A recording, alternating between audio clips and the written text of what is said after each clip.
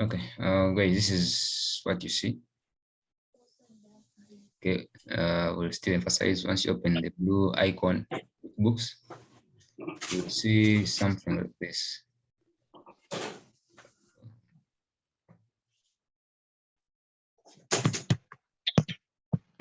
This company.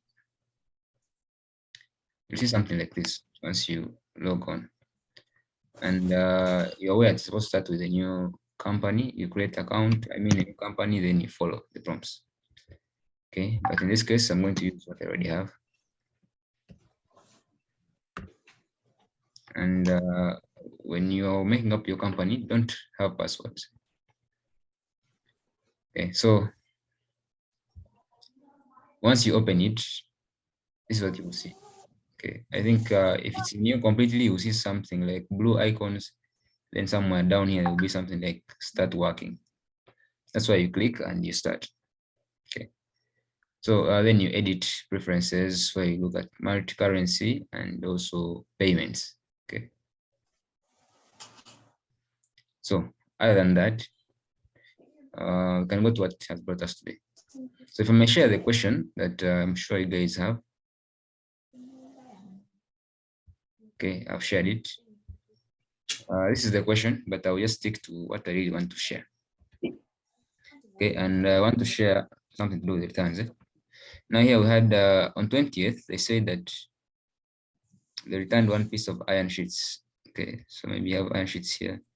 So I'm going to do this match transaction where we purchased office equipment on credit from equipment suppliers for 20M. Then we sold 20 pieces of iron sheets. And then I'll skip the fourth and I'll look at return. Okay. So March 3rd, they said he purchased office equipment on credit. Okay, so we know that whenever I purchase on credit, what we do is you go to this is your QuickBooks. Purchases, you go to vendor.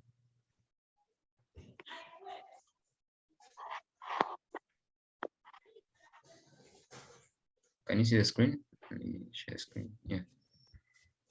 See the screen. So I said for purchases, you go to vendor. Vendor. Then you click enter bills. Okay, because you're purchasing on credit. So you click on enter bills.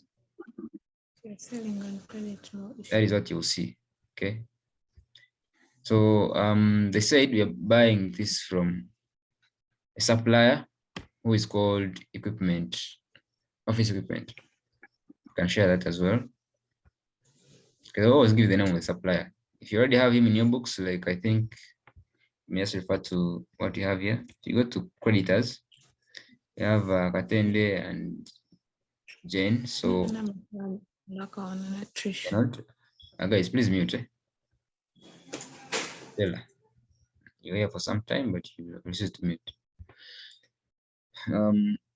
March 3rd, we purchased office equipment. Now this is a fixed asset on credit from equipment suppliers. They didn't specify which supplier, but it's on credit. So ideally, you're supposed to know the supplier. Okay. So if I may go to my office equipment to M. If I may go to my working or to the worksheet, sorry, to the QuickBooks, I said, if I may repeat this part, said you go to vendor. Then enter bills.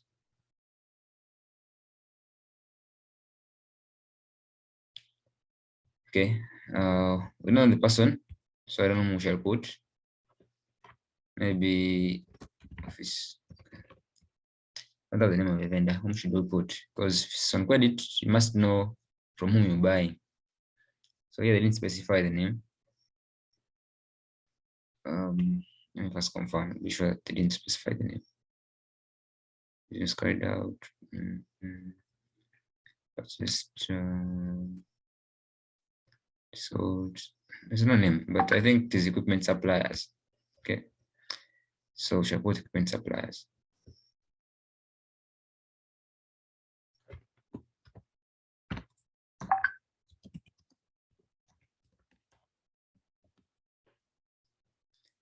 The date is 3rd this March.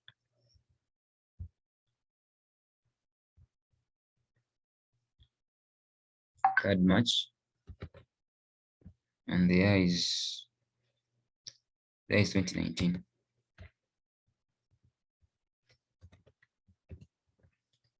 Okay, then you say okay. So it bought on 3rd March. Okay, for this, always go for months, then years you can adjust using manually. Okay, 3rd March, then 2023, just change, edit and remove until 19. I think that is shorter. Okay, so you have items, then you have expenses. Of course, for a fixed asset, I don't think this will work for us for a fixed asset. Let's see, and if you're under expenses, you have fixed assets. Okay, actually have them. Okay, you have them. So under expenses, you come and look for fixed asset. If it's there, you just click on it. It's here under fixed assets. If it's there, you click on it. If it's not there, you add. Okay. But usually I think it's there. But assuming it's not there, you can add. So you add new. So to bring you here, you go to fixed assets, and then you continue. Okay, this was equipment.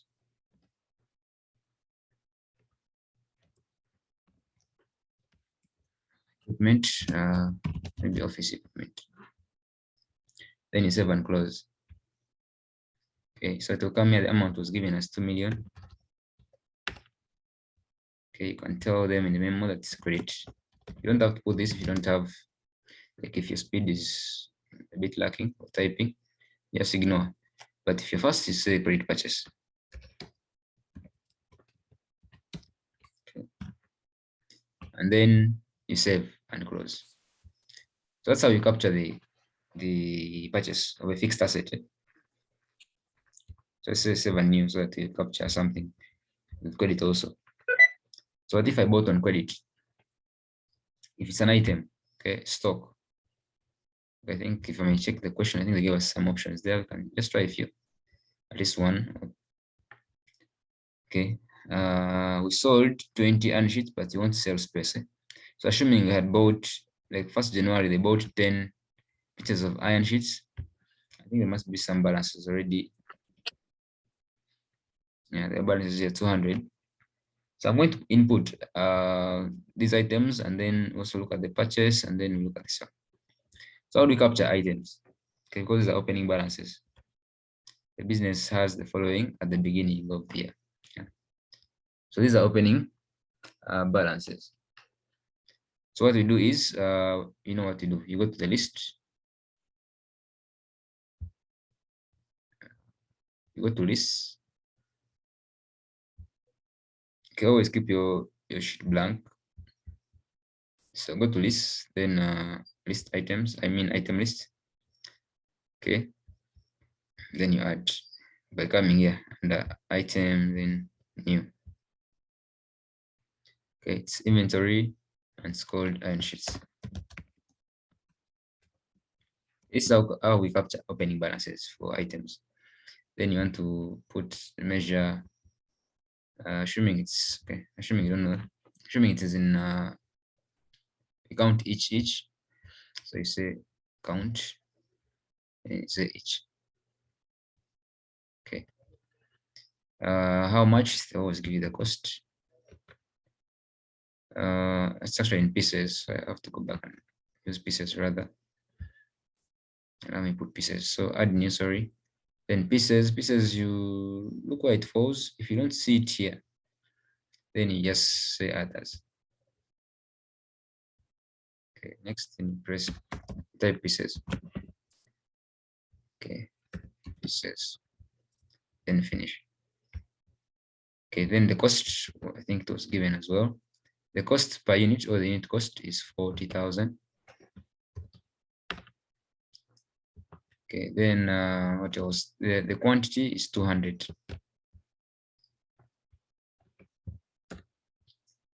Okay, and the date is, I think, is 1st January. And confirm later shortly. 1st January 2019.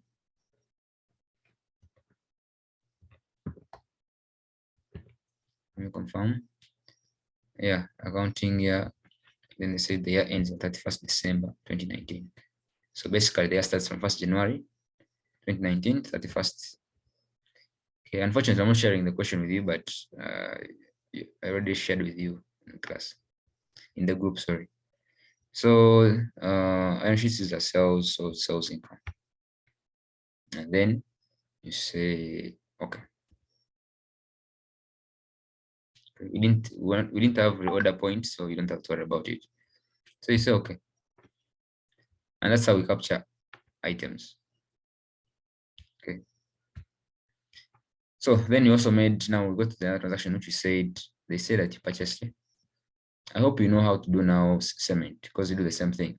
You go to list, item list, cement, then like that. So let me look at this transaction.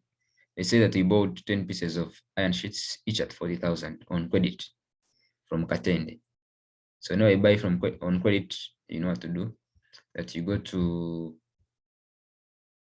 vendor.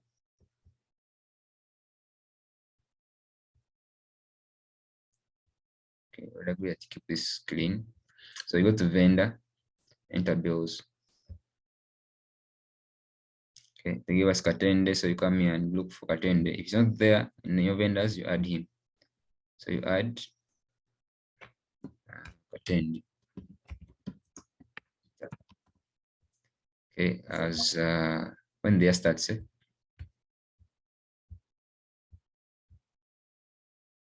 just want to have them in your books as soon as she comes in. 2019. Although sometimes you may not want to worry about this date. I would advise just put the first date. Okay, then so you have Katende. Then when did the purchase occur? We had the purchase in on 1st Jan. So 1st Jan 2019. That is okay. What did we buy? We bought items. So there's expenses in the items. So you click on items, then you come on items and click drop down arrow. Iron sheets will always be there because I've just put them. So when I click on iron sheets, it is on credit. I'll say credit purchase. Like I said, these details only put if you have time. Okay, how many quantities? How many did you buy? They bought 10. Okay, so you say 10 pieces. Okay, at how much? This cost usually may change. Okay, supplier may give you a different price. So always feel free to type it in. But if it's there like it was before, then you leave it the way it is. And then you save and close. So this is how we capture credit purchase.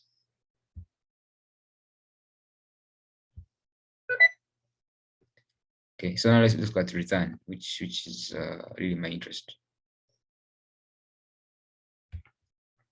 Let me share the question again about the return. Here, they say that on 20th, returned one piece of iron sheet worth 40,000 to Katende Peter because it was defective. Now, in this case, it is return outwards. Okay, purchase return. So how we go about it is you come to it's one piece. Okay.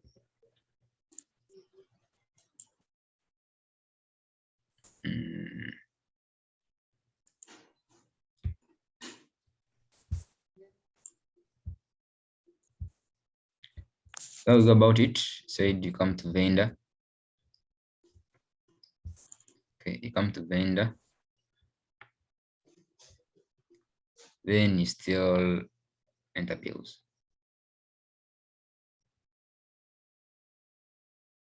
Okay. But this time, you're seeing here, you click on credit, that part. When you click on credit, this thing will come as credit. This is, we're doing the purchase return. Okay, click on credit, then you put the vendor. The vendor, of course, was Katende, from whom you had bought and you're returning to. Okay, when was that? The date was given as 10th May. Okay, 10th May, so you say 10th May.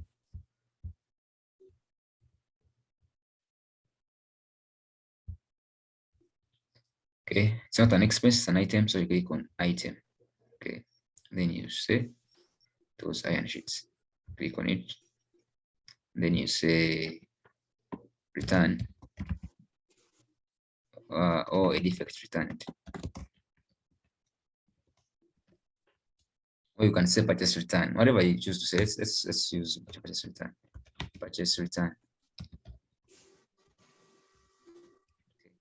How many? It was 1. How much? It was 40. So that is it. And you save and close. If you have other returns, you save and new. Okay, save and close. Yes. Okay, now we want to do a sales return. Unfortunately, the question didn't have that part.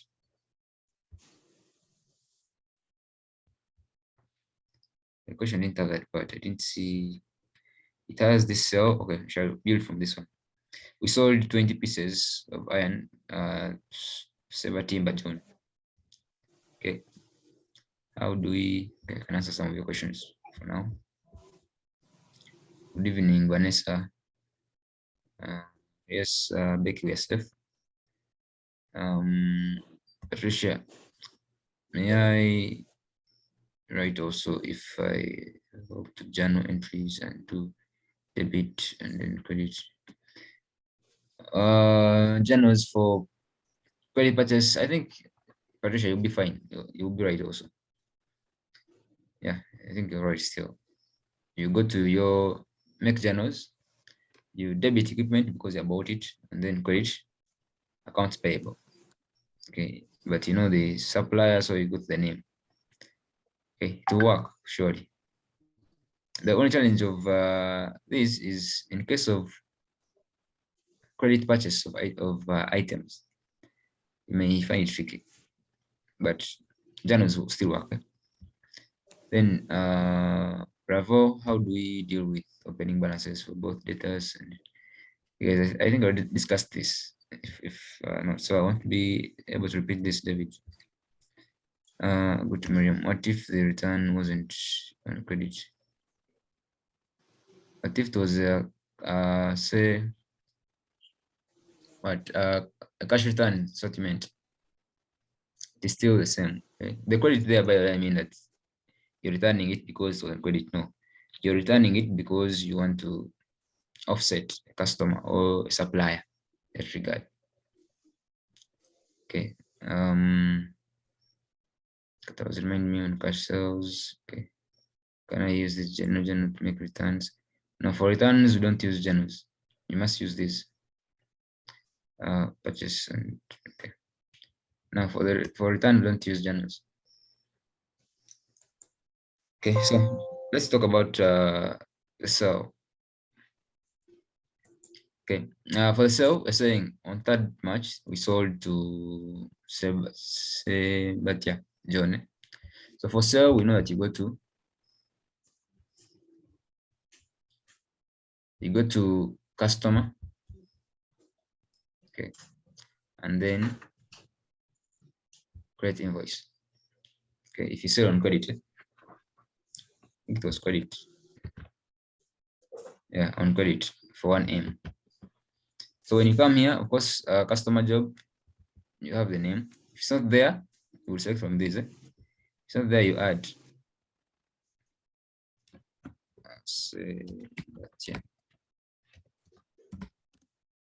John. Okay, the date, this one is really not important, but personally, I prefer putting it because I don't take chances. So 1st January, usually at the beginning of the year, so that he is part of my customers. 2019, and I'll say, okay. Okay, so when they sell, it was on 3rd, is it 3rd? It was 3rd March. Okay, so date is important. 3rd March. Which item? So it's iron sheets. So I have them here. Iron sheets. How many? I think there were 200. And 20. What is 20? Okay, this was a credit sale. And then how much per piece? Okay, how much per piece? This guy is selling at 1M. Okay, so we put 1M. 1M is what I think per piece. Let me confirm. 1M is for the entire thing. So you don't have per piece, but you have the total. The total is 1M. So when you put in the total and just click aside, this figure comes automatically, the price each. So whatever they give you is where you put, then the others will just work out themselves. Okay, and yeah, that's it. And then you close it. This is how we capture a credit sale.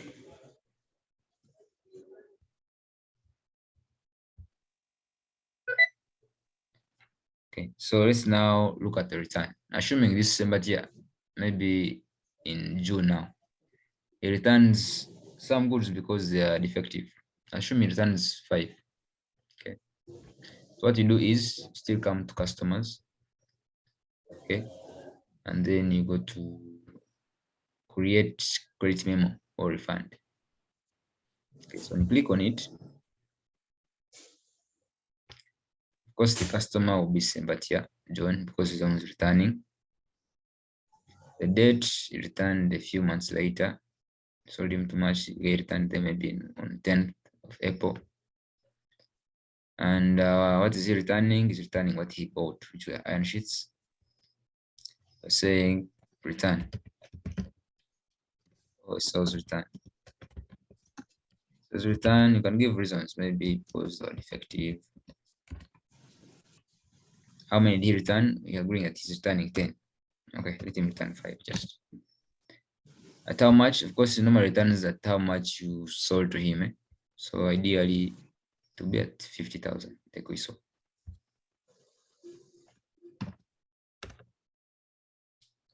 Okay, you can't return more than what you bought.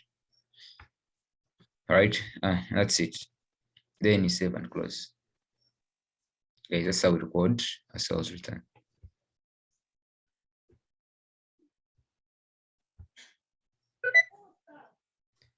They would ask you, what would you like to do with this credit? Okay, if the guy had bought on cash, yeah, you have to give him a refund. But if it was an invoice had bought on credit, yeah, then to apply on an invoice, like it reduces the invoice balance. That's what it means. So usually it's the invoice. Okay. So you say okay. Then they'll show you this, and that's it. Then you say done. It's fine.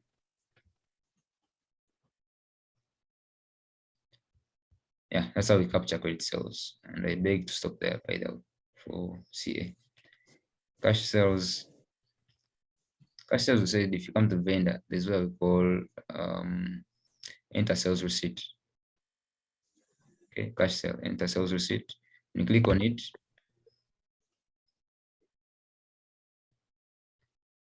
it will give you an option, okay, where you put in the customer name, how much he has brought, then you click, and then you enter the item, and then you show the mode of payment, how much is he using the check, is he using cash, okay, and then you save.